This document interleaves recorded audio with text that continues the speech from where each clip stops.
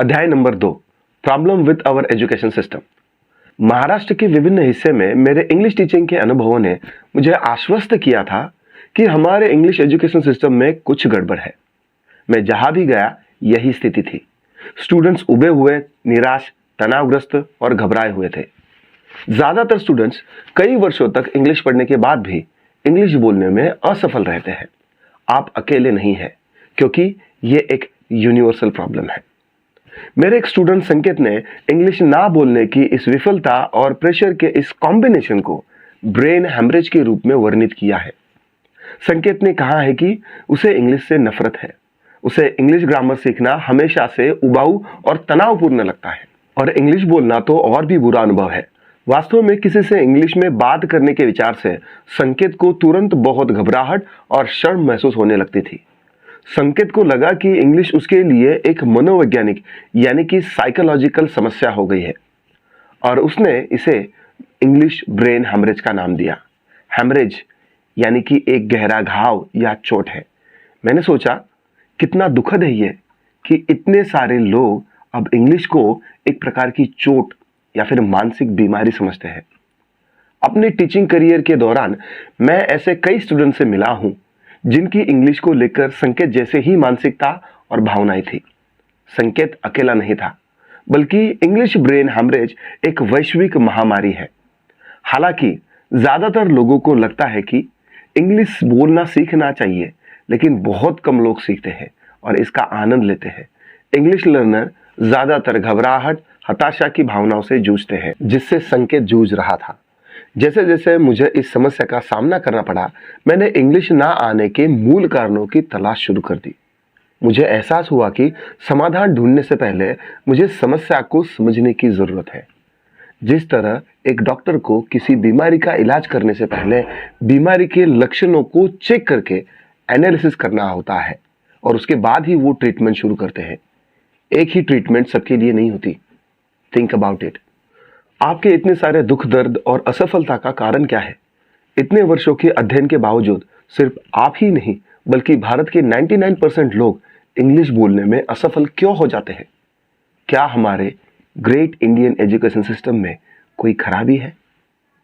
पहला और सबसे स्पष्ट प्रॉब्लम जो मुझे मिला वो था हमारे स्कूलों में इंग्लिश पढ़ाने का तरीका। हमारे भारत के हर स्कूल, कॉलेज और हर इंग्लिश टीचर इसी मेथड का उपयोग करते हैं, और ये मेथड है ग्रामर ट्रांसलेशन की मेथड। ग्रामर ट्रांसलेशन नाम से ही पता चलता है कि इस मेथड का ध्यान ग्रामर विश्लेषण पर है और ट्रांसलेटेड वोकैबुलरी वर्ड्स को याद रखना है।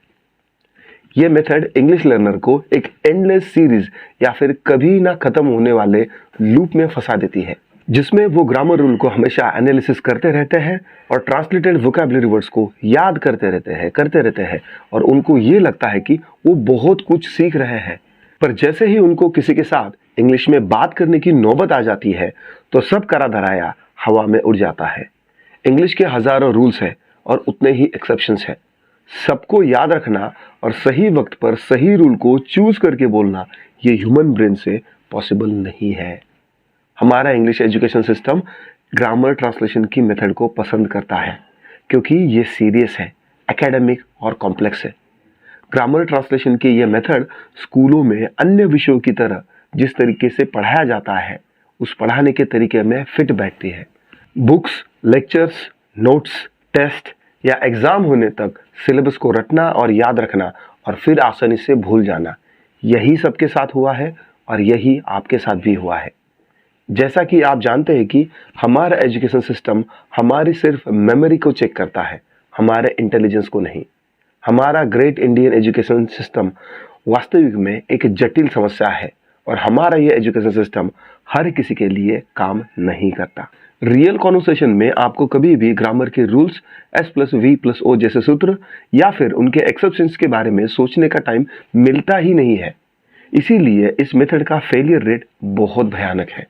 ज्यादातर स्टूडेंट्स के इंग्लिश बोलने के फेल होने के बावजूद स्कूल के हर टीचर इसी मेथड से पढ़ाना जारी रखते हैं। ये हमारी एजुकेशन सिस्टम की सबसे बड़ी विफलता है। ग्रामर ट्रांसलेशन की यह मेथड बहुत उबाऊ है, इसीलिए कुछ स्कूलों और स्मार्ट यूट्यूब टीचर्स ने अपने करिकुलम या इंग्लिश सिखाने के कोर्सेज में उन्होंने कम्युनिकेशन एक्टिविटी जोड़ दी है। कभी कभी टीचर स्टूडेंट्स को जोड़िए में या फिर ग्रुप्स में रखते हैं। फिर स्टूडेंट्स बुक से उन फेक कॉन्वर्सेशन या डायलॉग्स को पढ़ते हैं या दोहराते हैं। कभी कभी स्टूडेंट्स को वर्कशीट देते हैं और कुछ प्रश्न पूछते हैं और फिर स्टूडेंट्स उनमें से कुछ प्रश्नों के उत्तर देते हैं। निसंदेह ये एक्टिविटी अननेचुरल है। रियल इंग्लिश कॉन्वर्सेशन जैसा इनमें कुछ भी नहीं होता। कम्युनिकेशन या कॉन्वर्सेशन की इस एक्टिविटी या मेथड के फेल होने का रेट ग्रामर ट्रांसलेशन के मेथड जितना ही खराब है। जाहिर है स्कूलों में इस्तेमाल की जाने वाली इंग्लिश लर्निंग मेथड काम नहीं कर रही है और ये बात बाकी हर इंग्लिश लर्नर की तरह आपको भी पता है और कई सारे टीचर्स भी इसे जानते हैं। हालांकि बहुत कम लोग इसे स्वीकार करेंगे। जैसे जैसे मैंने स्कूलों की समस्या की जांच जारी रखी, मुझे हमारे ग्रेट इंडियन एजुकेशन सिस्टम में और भी बड़ी और गहरी समस्याएं मिली। शायद ये समस्याएं आपको छोटी लगे, लेकिन कई मायने में स्टूडेंट्स के लिए बहुत ज़्यादा हानिकारक है। मैं इन समस्याओं को हिडन करिकुलम कहता हूँ, क्योंकि ये स्कूलों द्वारा पढ़ाए जाने वाले और क्लास को कंट्रोल करने के लिए बनाए गए हिडन लेसन्स हैं। The hidden curriculum. भारत के हर टीचर, स्कूल, कॉलेजेस और यूनिवर्सिटीज एक दूसरे के साथ एक हिडन करिकुलम साझा करते हैं। इस करिकुलम का एक ही तत्व है, स्टूडेंट्स का इनएक्टिवनेस, स्टूडेंट्स को निष्क्रिय बनाना। स्कूलों में स्टूडेंट्स को एक्टिव नहीं बल्कि पैसिव यानी कि निष्क्रिय होने के लिए ट्रेन किया जाता है। वो कुर्सियों पर लाइंस में बैठते हैं। जब वो छोटे होते हैं तो उन्हें शांत रहने और टीचर की आज्ञा मानने के लिए कहा जाता है। जैसे ही टीचर लेक्चर देते हैं, स्टूडेंट्स नोट्स लेते हैं। बाद में उन्हें एक परीक्षा की तैयारी के लिए इन नोट्स को याद करने के लिए कहा जाता है। मैसेज इज क्लियर, सीखना एक पैसिव एक्टिविटी है। आप टीचर की बात सुनते हो, आप नोट्स लेते हो, आप नोट्स याद रखते हैं। अब समस्या यह है कि इंग्लिश बोलना कोई पैसिव एक्टिविटी नहीं है। आपको अन्य लोगों से जुड़ना होगा। आपको लगातार प्रश्न पूछना और उत्तर देना आना चाहिए। आपके आइडियाज, फीलिंग्स और थॉट्स को और डिस्क्रिप्शंस को एक्सप्रेस करना चाहिए। आपको जो नहीं सोचा उसके लिए भी तैयार रहना चाहिए। आपको सहजता होनी चाहिए। आपको एक्टिवली बातचीत करनी आनी चाहिए। इंग्लिश कोई ऐसी चीज नहीं है जिसे आप पैसिवली पढ़ते रहे। ये कुछ ऐसी चीज है जिसे आप एक्टिवली परफॉर्म करें। पैसिवली सीखने की समस्या का डायरेक्ट संबंध आपकी एनर्जी से है। लंबे समय तक किसी एक जगह पर बैठे रहना कम एनर्जी वाली एक्टिविटी है। जितनी देर आप बैठेंगे, आपकी एनर्जी उतनी ही कम होती जाएगी और जैसे जैसे आपकी एनर्जी की लेवल गिरती है, वैसे वैसे आपका कंसंट्रेशन भी घटता है। सारे टीचर्स ये जानते हैं कि स्टूडेंट्स को प्रभावी ढंग से सीखने के लिए शारीरिक एक्टिविटी की बहुत आवश्यकता होती है, लेकिन शारीरिक एक्टिविटी पर रोक लगाई जाती है। आपको क्लास में हिलने डुलने की परमिशन नहीं होती। देखो, सच्चाई यह है कि हम सब कुछ हद तक किनेस्थेटिक लर्नर हैं, यानी कि हम सभी को शारीरिक एक्टिविटी से एनर्जी मिलती है, लेकिन स्कूल स्टूडेंट्स को कुर्सियों से चिपका कर रखते हैं और उनकी एनर्जी खत्म कर देते हैं। याद रखो, एक इनएक्टिव बॉडी हमेशा इनएक्टिव माइंड की ओर ले जाती है। The one right answer mentality हमारे स्कूली शिक्षा की सबसे बड़ी खामियों में से एक the one right answer mentality है। यानी कि अगर आपको किसी से कुछ कहना है तो आप उसे सिर्फ एक ही सही तरीके से कह सकते हैं, बोल सकते हैं। बाकी किसी भी दूसरे तरीके से आप बोल नहीं सकते। और अगर आप किसी दूसरे तरीके से बोलते हैं या पूछते हैं तो वो गलत तरीका है जो अमान्य है। यह माइंडसेट द हिडन करिकुलम का सबसे बड़ा हिस्सा है। ये कुत्सित मानसिकता इंग्लिश बुक्स और एग्जाम्स की देन है। स्कूल में आपको अक्सर सिखाया जाता है कि किसी क्वेश्चन या प्रॉब्लम का करेक्ट आंसर केवल एक ही होता है। जैसे आपको किसी परीक्षा में सही टेंस चुनने के लिए कहा गया, या आपको टीचर ने किसी को करेक्ट ग्रीटिंग कैसे करते हैं ये सिखाया। ऐसे सीखने में और सिखाने के पीछे एक हिडन मैसेज होता है, और वो ये मैसेज है कि आपका आंसर चाहे सही हो या ना हो, लेकिन टीचर जो बोलेंगे वही आपने लिखना है और वही आपने पढ़ना है, और टीचर ही हमेशा सही होते हैं। लेकिन रियल लाइफ में हम इस तरह से नहीं बोलते। जैसे आप अभी मुझे प्रेजेंट टेंस का उपयोग करके एक स्टोरी या कोई घटना सुना सकते हो, भले ही वो स्टोरी या घटना पास्ट में ऑलरेडी घटित हुई हो, मगर आप पास्ट टेंस, प्रेजेंट टेंस या फिर जरूरत पड़ने पर फ्यूचर टेंस का सही इस्तेमाल करके सामने वाला इंसान आपको समझ पाए ऐसे वाक्यों में अलग अलग टेंसेस में उस स्टोरी को या फिर उसकी घटनाओं को आसानी से बोल सकते हैं। आमतौर पर हम सब हिंदी इसी तरह से बोलते हैं, लेकिन जब आप इंग्लिश बोलने जाते हैं तो सुनने वाले लोग कंफ्यूज्ड हो जाते हैं और परेशान हो जाते हैं और उन्हें समझ में नहीं आता कि आप क्या बोल रहे हैं। क्योंकि जब आप पास्ट टेंस में बोलना चाहते हैं तो आप बोल लेते हैं, लेकिन आपके शब्द और सेंटेंसेस प्रेजेंट टेंस के निकलते हैं, और कई बार आप बड़े आश्वस्त और कॉन्फिडेंट होते हैं कि मेरा past tens one correct answer है और ये सही है। इस बारे में कई सारे टीचर्स और स्टूडेंट्स मुझसे बहस भी करते हैं। ये टीचर्स और स्टूडेंट अपने आप में इतने कॉन्फिडेंट होते हैं कि उनको ये लगता है कि किसी सेंटेंस को कहने का सिर्फ एक ही तरीका है, बाकी दूसरा कोई रास्ता है ही नहीं।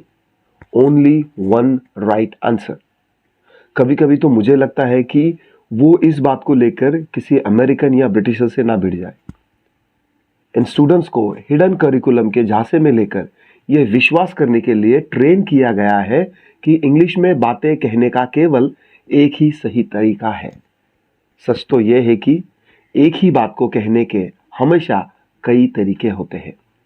कहानी की भावना को बदलने के लिए हम क्रिया के सीक्वेंस काल को बदल सकते हैं। हम अलग अलग शब्दों और विभिन्न फ्रेजेस और इडियम्स का उपयोग कर सकते हैं। जैसे हम हिंदी बोलते वक्त ग्रामर के नियम भी तोड़ते हैं, लेकिन फिर भी वो कभी गलत नहीं लगते, सब सही लगते हैं।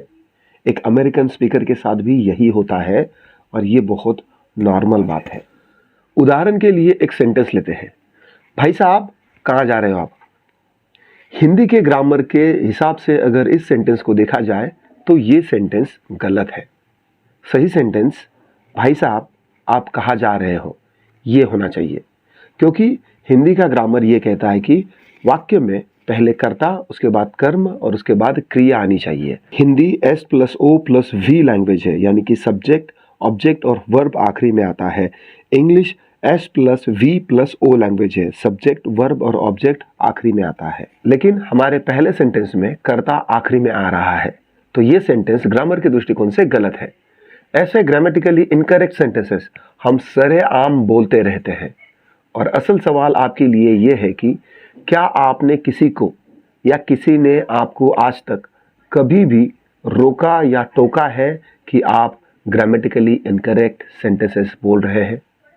कभी नहीं। वन राइट आंसर मेंटालिटी और यह सोच इंग्लिश लर्नर को सीमित और कंफ्यूज करती है। प्रभावी कम्युनिकेशन के लिए लचीलेपन की आवश्यकता होती है, जबकि वन राइट आंसर मानसिकता स्टूडेंट्स को कठोर और अकल्पनाशील होने के लिए ट्रेन करती है। द हिडन करिकुलम में इस वन राइट आंसर मानसिकता के प्रॉब्लम के साथ स्टूडेंट्स को गलतियां होने का खतरनाक डर होता है। ये स्कूलों में पढ़ाए जाने वाले सबसे नकारात्मक और दर्दनाक अनुभवों में से एक है। इंग्लिश लर्नर को गलतियों का डर सिखाया जाता है। उन्हें इस तरीके से प्रोग्राम किया जाता है कि गलती होना बुरी चीज है, और फिर वो इस डर को अपने भीतर बसा लेते हैं। कैसे? एग्जाम्स और सेंटेंस के करेक्शन के माध्यम से। दुनिया भर के लगभग हर स्कूल में इंग्लिश टीचर नियमित रूप से क्लास में स्टूडेंट्स को क्वेश्चंस पूछते हैं। अगर स्टूडेंट्स कोई दूसरा उत्तर देते हैं तो क्या होगा? उन्हें कम मार्क देकर जलील किया जाता है। और स्टूडेंट्स होशियार होते हैं और वो बड़ी जल्दी समझ जाते हैं कि स्कूल में गलतियां बुरी होती है, इनसे इंसल्ट होता है और इनसे बचना चाहिए। वो सत्य को महत्वहीन समझने लगते हैं और ये मानते हैं कि अच्छे मार्क्स से सफल होने का सबसे अच्छा तरीका केवल वही उत्तर देना है जो टीचर चाहते हैं। किसी स्टूडेंट की हालत बद से बदतर तब होती है जब वो कोई सवाल पूछने से पहले ही घबराहट महसूस कर रहा है और पूरा क्लास उसे सुन रहा है और उस पर हंसने के लिए तैयार है। इसके बावजूद वो स्टूडेंट इंग्लिश बोलने की कोशिश करता है और आखिरी में बहुत सारी गलतियां करता है। वो अभी सीख रहा है, इसीलिए निसंदेह वो गलतियां करेगा।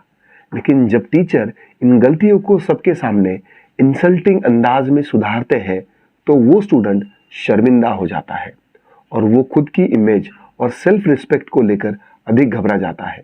इसीलिए ज्यादातर स्टूडेंट्स इंग्लिश बोलने से बचने की कोशिश करते हैं क्योंकि वो इंसल्टिंग स्थिति बहुत दर्दनाक है। गलतियों को सुधारने और पनिशमेंट सहने के बाद भी अपने भीतर के कॉन्फिडेंस को जगाकर बोलने की हिम्मत करने वाले स्टूडेंट्स की हिम्मत और कॉन्फिडेंस को स्कूल चकनाचूर कर देते हैं। धीरे धीरे वो स्टूडेंट क्लास में सबके सामने बोलने के जोखिम से बचने लगता है और वो कुछ ऐसा करने से हमेशा बचने लगता है और हमेशा बचने के लिए खुद को ट्रेन करता है, जिसकी वजह से वो जिंदगी भर इंग्लिश बोलने में परफेक्शन हासिल नहीं कर पाता। हम हिंदी बोलते वक्त बहुत गलतियां करते हैं। हम ग्रामर की गलतियां करते हैं, हम शब्दों को गलत तरीके से प्रोनाउंस करते हैं, हम हिंदी के शब्द भी भूल जाते हैं, मगर बोलते वक्त इससे हमें कोई फर्क नहीं पड़ता क्योंकि हमारा पूरा ध्यान कम्युनिकेशन पर होता है, किसी टेस्ट और एग्जाम या फिर ग्रेड पर नहीं होता। गलतियां ना करने का ये डर इंग्लिश क्लास से रियल लाइफ में आ जाता है। स्कूल के सालों की पढ़ाई के बाद ज्यादातर लोग अपने जीवन के इंपॉर्टेंट पॉइंट में गलतियों को अवॉइड करने में भलाई समझते हैं। हमारा एजुकेशन सिस्टम, हमारे स्कूल, कॉलेजेस और यूनिवर्सिटीज स्टूडेंट्स को निष्क्रिय, कठोर, डरपोक और आज्ञाकारी बनाने के लिए ट्रेन करते हैं। इससे न केवल आपकी इंग्लिश बोलने पर असर पड़ा है बल्कि ये आपके करियर को भी नुकसान पहुंचाता है। जीवन के सभी क्षेत्रों में आपकी सफलता सीमित हो गई है। किस्मत जोखिम लेने वालों का साथ देती है। जो लोग एक्टिव हैं, लचीले और भावुक होते हैं वो ही जीवन में सबसे बड़ी सफलता प्राप्त करते हैं। निष्क्रिय और आज्ञाकारी लोग शायद ही कभी अपने सपनों को सच करते हैं और उनमें अपनी जिंदगी जीते हैं। जैसे जैसे आप इंग्लिश बोलने में सुधार करेंगे आप कई गलतियां करेंगे। इससे परेशान होने की जरूरत नहीं है। सच तो यह है कि ज्यादातर नेटिव इंग्लिश स्पीकर को इसकी परवाह नहीं है। यदि आप उनसे बात करते समय ग्रामर संबंधी गलतियां करते भी हैं तो उन्हें इससे कोई फर्क नहीं पड़ता।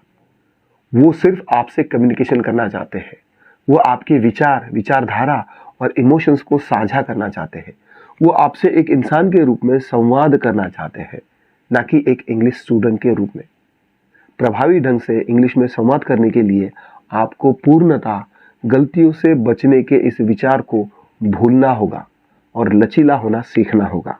The dirty secret of English teaching. अगर द हिडन करिकुलम इतना बुरा है तो हमारे स्कूल, कॉलेजेस, यूनिवर्सिटीज और टीचर्स इसका पालन क्यों करते हैं? देखो, हमारे ग्रेट इंडियन एजुकेशन सिस्टम की सच्चाई यह है कि बुक्स और करिकुलम सिर्फ स्कूलों को और टीचर्स को फायदा पहुंचाने के लिए है, ना कि स्टूडेंट्स के लिए। टीचर इन बुक्स और करिकुलम का उपयोग करते हैं क्योंकि ये टीचर के लिए आसान होते हैं, इसलिए नहीं कि वो स्टूडेंट्स के लिए बने हैं और उनके लिए अच्छे हैं। द हिडन करिकुलम निष्क्रिय और इनएक्टिव स्टूडेंट्स का निर्माण करता है। ये आज्ञाकारी विद्यार्थियों का निर्माण करता है। निष्क्रिय और आज्ञाकारी स्टूडेंट्स को कंट्रोल और नियंत्रित करना आसान होता है, जिससे टीचर्स और स्कूल के प्रशासकों की लाइफ आसान हो जाती है। उदाहरण के लिए, बुक्स टीचर के काम को बहुत आसान बना देती है। बुक्स का उपयोग करके टीचर को हर क्लास के लिए नए लेसन्स की बनाने की आवश्यकता नहीं होती। पाठों या लेसन्स को बनाना बहुत कठिन काम है और एक बुक इस काम को बहुत आसान बना देती है। टीचर लो एफर्ट से आसानी से बुक का अनुसरण करके पढ़ा सकते हैं। कई सारे टीचर्स अपने स्टूडेंट्स को सिर्फ बुक पढ़ाकर दिखाते हैं विद जीरो और नो एक्सप्लेनेशन, और फिर बाद में वो स्टूडेंट्स को सिर्फ पढ़ने के लिए कहते हैं। मेरी राय में उन्हें शिक्षक नहीं कहा जा सकता, उन्हें सिर्फ बुक रीडर कहना चाहिए। स्कूलों को टेक्स्ट बुक यूज करने का एक और लाभ ये है कि ये इंग्लिश सीखने का एक स्टैंडर्डाइजेशन क्रिएट करती है। टेक्स्ट बुक का उपयोग करके स्कूल ये सुनिश्चित करते हैं कि हर इंग्लिश क्लास में बिल्कुल एक ही चीज सबको एक साथ सिखाई जा रही है। स्कूल के प्रिंसिपल्स, टीचर्स और स्कूल सिस्टम को ये पसंद है क्योंकि इससे स्टूडेंट्स की टेस्ट लेना और उनकी रैंकिंग करना आसान हो जाता है। हमारे स्कूल फैक्ट्रियों की तरह है, जैसा मालिक चाहते हैं सब कुछ वैसा ही होता है। अब एग्जाम्स, टेस्ट और ग्रेड के बारे में बात करते हैं। इनसे इंग्लिश सीखने वाले स्टूडेंट को बहुत ही कम या कोई फायदा नहीं होता। रियलिटी में जैसा कि हमने कई बार देखा है कि एग्जाम्स और ग्रेड्स स्टूडेंट्स पर प्रेशर बढ़ाते हैं और गलतियां करने का डर पैदा करते हैं। एग्जाम्स, टेस्ट और ग्रेड इंग्लिश ब्रेन हैमरेज का प्राथमिक कारण है। दूसरी ओर ये एग्जाम्स, टेस्ट और ग्रेड्स टीचर्स के लिए क्लास को और स्टूडेंट को कंट्रोल करने का एक शक्तिशाली अस्त्र है। जब स्टूडेंट्स को कम मार्क्स या खराब ग्रेड का डर होता है तो वो टीचर की आज्ञा का अधिक पालन करते हैं। वो ये सीखते हैं कि टीचर हमेशा सही होते हैं, क्योंकि यदि वो टीचर के उत्तर से सहमत नहीं होते हैं तो उन्हें कम मार्क दिए जाते हैं और उनको इससे पनिश किया जाता है। ग्रेड स्टूडेंट्स की रैंकिंग के लिए ही बनाए गए हैं। ज्यादातर टीचर और स्कूल प्रशासक स्टूडेंट्स को रियल लाइफ में सफल होने में मदद करने के बजाय सिर्फ स्टूडेंट्स की रैंकिंग पर अपना पूरा ध्यान केंद्रित करते हैं। कई स्कूलों में यह ऑफिशियल पॉलिसी है कि क्लास में एक स्पेसिफिक परसेंट स्टूडेंट्स को खराब ग्रेड मिलने ही चाहिए, एक स्पेसिफिक परसेंट को मीडियम ग्रेड मिलना चाहिए और बहुत कम परसेंट स्टूडेंट को उत्कृष्ट ए या फिर A+ ग्रेड दिया जा सकता है। दूसरे शब्दों में कहा जाए तो हमारे एजुकेशन सिस्टम को बड़ी संख्या में स्टूडेंट्स को फेल करने के लिए डिजाइन किया गया है। स्टूडेंट्स की रैंकिंग और कंट्रोल से स्कूलों को लाभ होता है। ग्रामर ट्रांसलेशन मेथड से टीचर को ही लाभ होता है, स्टूडेंट्स को नहीं। ग्रामर के नियमों को पढ़ाकर टीचर केवल टेक्स्ट बुक से लेक्चर देते हैं, क्योंकि भाषा विज्ञान और भाषा अवगत करना एक जटिल विषय है, तो स्टूडेंट्स को अपने टीचर बहुत ही इंटेलिजेंट और भाषा के जानकार लगते हैं। इससे टीचर्स स्टूडेंट पर अपनी श्रेष्ठता थोप देते हैं और स्टूडेंट की नजरों में उनकी एक अच्छी इंटेलिजेंट होने की झूठी इमेज बन जाती है। भले ही उस टीचर को इंग्लिश बोलने की क्षमता हो या ना हो, लेकिन वो किसी ग्रामर बुक से सबसे हार्ड और कॉम्प्लेक्स रूल को पढ़ाकर एकदम नॉलेजेबल और इंटेलिजेंट होने का दिखावा बड़ी आसानी से कर सकता है। उसकी काबिलियत पर कोई शक नहीं कर सकता। चौंकाने वाली सच्चाई यह है कि कई सारे टीचर्स और यूट्यूब टीचर्स वास्तव में बहुत खराब इंग्लिश बोलते हैं, पर ग्रामर ह्यूमन डिक्शनरी बनकर, वोकैबुलरी वर्ड्स को सिखाने की कोशिश कर और ट्रांसलेशन की फेक एक्टिविटी पर एक्स्ट्रा ध्यान देकर वो अपनी अच्छी और सही इंग्लिश बोलने की नाकामी और असमर्थता को बड़ी शातिर तरीके से छुपा लेते हैं। Dark truth of communication activities. Communication activities के बारे में क्या कहूँ? आपको क्या लगता है, कम्युनिकेशन एक्टिविटीज स्टूडेंट्स की मदद करने के लिए डिजाइन किए गए हैं? जी नहीं, ये एक्टिविटीज अननेचुरल और अप्राकृतिक होती है। ये रियल लाइफ कन्वर्सेशन की तरह बिल्कुल नहीं होती। इस प्रकार की फेक ट्रेनिंग से स्टूडेंट्स रियल कन्वर्सेशन के लिए कभी तैयार नहीं हो सकते। हालांकि कम्युनिकेशन एक्टिविटीज टीचर्स के लिए बहुत अच्छी है। टीचर स्टूडेंट्स को जोड़ियों या ग्रुप्स में रखते हैं और उन्हें टेक्स्ट बुक एक्टिविटीज का पालन करने के लिए कहते हैं। अक्सर स्टूडेंट्स बस बुक से लिखित संवाद के रिटर्न डायलॉग्स पढ़ते हैं या बुक से पूर्व लिखित प्रश्नों के उत्तर देते हैं। टीचर के लिए लाभ यह है कि एक बार ऐसी एक्टिविटी शुरू हो जाने पर टीचर आराम कर सकते हैं और अपना मोबाइल चला सकते हैं। जब स्टूडेंट्स टेक्स्ट बुक एक्टिविटी कर रहे होते हैं तब टीचर आराम करते हैं। इंग्लिश टीचर्स का यह पसंदीदा सीक्रेट है। कम्युनिकेशन एक्टिविटी समय बर्बाद करने का और काम से बचने का एक शानदार तरीका है। इन कम्युनिकेशन एक्टिविटीज के ऊपर और भी एक भयानक लेवल है, इंग्लिश मूवीज का यूज करना। इंग्लिश मूवीज का अगर सही ढंग से उपयोग किया जाए तो यह फिल्में इंग्लिश सीखने का एक पावरफुल टूल हो सकती है। हालांकि ज्यादातर टीचर फिल्मों का उपयोग केवल समय बर्बाद करने के लिए करते हैं। वो मूवी लगाते हैं, लाइट्स बंद कर देते हैं और मूवी शुरू कर देते हैं। अब बाकी स्टूडेंट्स चाहे जो करें, टीचर खुशी से तो कुछ नहीं करते। स्टूडेंट्स भी आमतौर पर खुश होते हैं क्योंकि फिल्म देखना ग्रामर सीखने की तुलना से कहीं अधिक दिलचस्प है। भले ही फिल्म का ज्यादातर भाग उनको समझ में आए या ना आए, फिर भी उन्हें फिल्म देखना पसंद होता है। Passive low energy benefits the teacher. Finally स्कूलों में स्टूडेंट्स की एनर्जी पर नजर डालें तो आपको समझ में आएगा कि वास्तव में क्या चल रहा है। बचपन से ही स्टूडेंट को घंटों तक बेंच या चेयर्स पर बिना हिले डुले बैठने के लिए मजबूर किया जाता है। उन्हें शांत और आज्ञाकारी रहने के लिए कहा जाता है। जैसे बच्चे बड़े हो जाते हैं, उनको इसी तरीके से हर साल ट्रेन किया जाता है। वो इसी पैसिव लेक्चर को लो एनर्जी के साथ सीखने के इस अनुभव को ट्रू लर्निंग के रूप में स्वीकार करते हैं। अब आपको लगता होगा कि स्कूल और टीचर स्टूडेंट्स की लो एनर्जी क्यों चाहेंगे? देखो, कम एनर्जी वाले स्टूडेंट्स को कंट्रोल करना आसान होता है। एक टीचर को जिज्ञासु और एनर्जेटिक स्टूडेंट्स को पढ़ाने में बहुत अधिक मेहनत करनी पड़ती है। अफसोस की बात यह है कि ज़्यादातर टीचर आसान तरीका पसंद करते हैं। उनको पैसिव स्टूडेंट को चुपचाप लेक्चर देना बहुत आसान लगता है और वो खुद की और स्टूडेंट्स की भलाई इसी पैसिव अप्रोच में सोचते हैं। सच तो ये है कि कई टीचर थके हुए और तनावग्रस्त हैं। इस वजह से वो लगातार अपने काम को आसान बनाने के तरीके खोजते रहते हैं। उनकी पहली चिंता स्टूडेंट्स नहीं है। वो स्टूडेंट्स के बेहतर रिजल्ट प्राप्त करने पर ध्यान केंद्रित नहीं करते, बल्कि वो बस अपने दिन को यथासंभव आसानी से पूरा करना चाहते हैं। और टीचर्स की इस परिस्थिति के कई कारण हैं, but in the and students के लिए एंड रिजल्ट बोरियत भरा और निराशाजनक होता है। ये हमारे ग्रेट इंडियन एजुकेशन सिस्टम का काला सच है। यही कारण है कि इतने सालों की पढ़ाई के बावजूद आप अच्छी इंग्लिश नहीं बोल पाते। यही कारण है कि आपको इंग्लिश तनावपूर्ण, कठिन और उबाऊ लगती है। यही इंग्लिश ब्रेन हैमरेज का कारण है। यही समस्या का मुख्य स्रोत है। आपके लिए खुशी की बात यह है कि इसका समाधान है। इंटरनेट ने इंडिपेंडेंट लर्निंग को आसान बना दिया है। अब इससे कोई फर्क नहीं पड़ता कि आप कहाँ रहते हैं, क्या करते हैं। किसी भी स्पेशल इंग्लिश क्लास के बिना आप इंग्लिश में महारत हासिल कर सकते हैं। आपको बस एक इंटरनेट कनेक्शन की जरूरत है। अगले अध्याय में मैं इंग्लिश के ब्रेन हैमरेज का सॉल्यूशन दूंगा, जिससे आप छोटे बच्चे की तरह फास्ट इंग्लिश सीखेंगे और अपने डिजायर्ड रिजल्ट को रिकॉर्ड टाइम में प्राप्त करेंगे।